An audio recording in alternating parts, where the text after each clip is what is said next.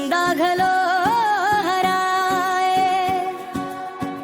तोर मुस्कान देख के मन मोर मुस्काए। रोज रोज तोर सपना निंदिया में आवे, दिल के हर कोना तोर नाम गुनगुनावे। हवा संग खुशबू तोर माया लावे, मोर हर धड़कन तोर बढ़ गावे। तोरा संग खुशबू